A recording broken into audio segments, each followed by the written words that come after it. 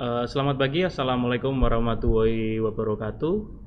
Kita jumpa lagi di semester 2. Di awal tahun ini kita masih melakukan pembelajaran daring karena pandemi yang belum selesai di negara kita.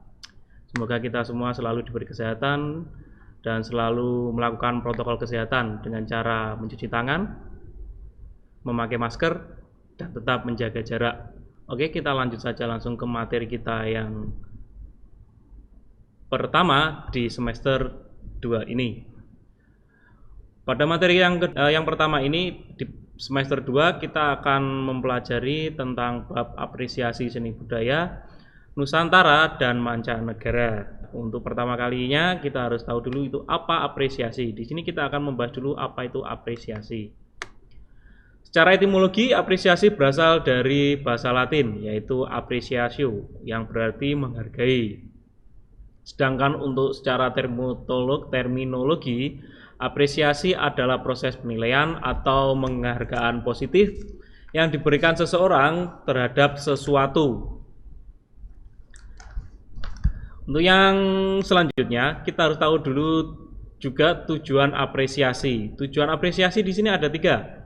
Yang pertama, tujuan apresiasi adalah mengevaluasi dan mengembangkan nilai keindahan karya seni.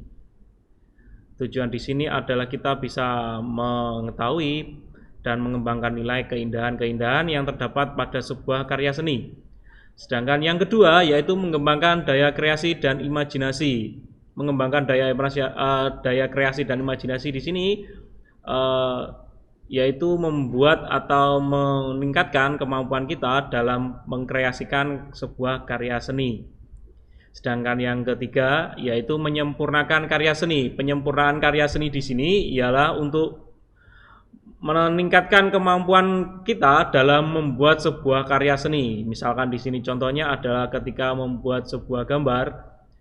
Dengan apresiasi, pembuatan sebuah gambar tersebut akan memiliki tahap-tahap yang lebih baik. Jadi pembuatan sebuah karya akan menjadi lebih indah atau lebih bagus.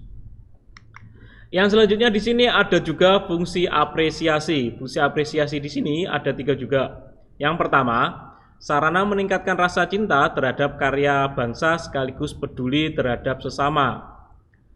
Jadi fungsinya untuk meningkatkan kemampuan atau kecintaan kita terhadap sebuah karya seni yang diciptakan oleh bangsa kita sendiri. Jadi kita tidak selalu membanggakan karya-karya dari bangsa lain. Dengan fungsi apresiasi di sini untuk meningkatkan rasa cinta, kita bisa mencintai sebuah karya-karya yang dihasilkan oleh karya-karya anak bangsa kita sendiri. Contohnya misalkan lukisan di sini, atau karya-karya seni yang lain, misalkan film yang dibuat anak bangsa Indonesia sekarang tidak kalah bagus dengan karya-karya yang ada di luar. Itu bisa kita lihat dari sebuah film yang bisa kalian saksikan di bioskop-bioskop. Sekarang sudah bersanding dengan karya-karya sinemator di luar negeri yang cukup hebat di sana. Jadi karya-karya anak bangsa kita sudah sejajar lah dengan karya-karya yang ada di luar. Yang selanjutnya sebagai sarana penilaian, penikmatan, empati, hiburan, dan edukasi. Yang ketiga di sini, fungsi apresiasi sebagai sarana untuk mengembangkan kemampuan manusia dalam beberapa hal. Jadi di sini untuk meningkatkan kemampuan karena kita sering memberikan apresiasi atau penilaian sebuah karya.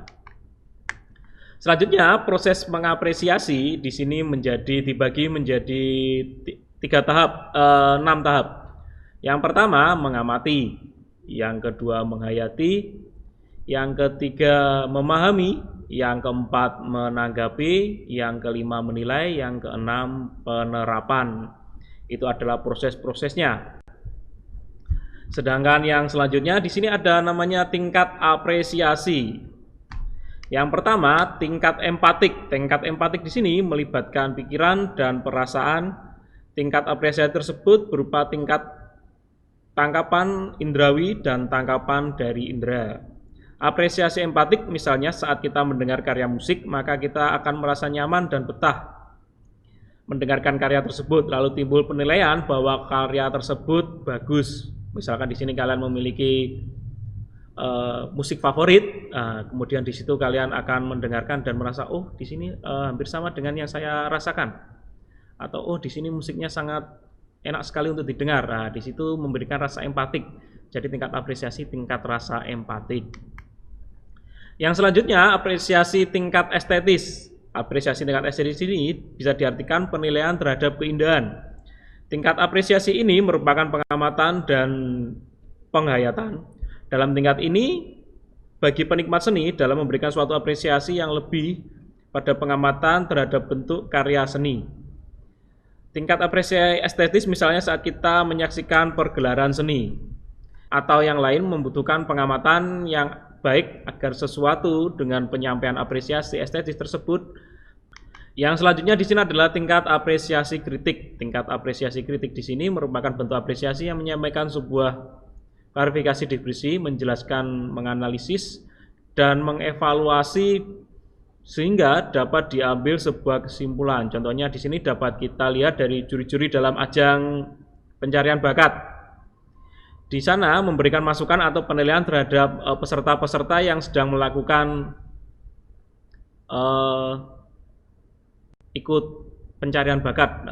Di situ ada masukan-masukan yang dapat meningkatkan kemampuan si peserta tersebut untuk lebih bagus dan lebih baik ke depannya. Jadi di situ kritik-kritiknya adalah kritik-kritik yang membangun. Itu tersebut termasuk merupakan tingkat apresiasi dalam apresiasi kritik. Kita batasi sampai di sini dulu. Untuk apresiasi seni kita akan lanjutkan pada minggu depan. Demikian tadi pengertian dari apresiasi untuk mata pelajaran seni budaya. Jadi untuk mata pertemuan ke depan kita nanti akan membahas tentang apresiasi seni, di mana di situ kita akan mempelajari tentang pengertian apresiasi seni, fungsi apresiasi seni, dan tujuan apresiasi seni. Demikian tadi penyampaian dari Bapak tentang apresiasi pada pembelajaran seni budaya, dan selalu tetap mematuhi protokol kesehatan dan selalu jaga kesehatan agar kita selalu sehat dan kita bisa bertemu lagi pada pembelajaran yang lebih normal. Demikian yang bisa Bapak sampaikan. Assalamualaikum warahmatullahi wabarakatuh.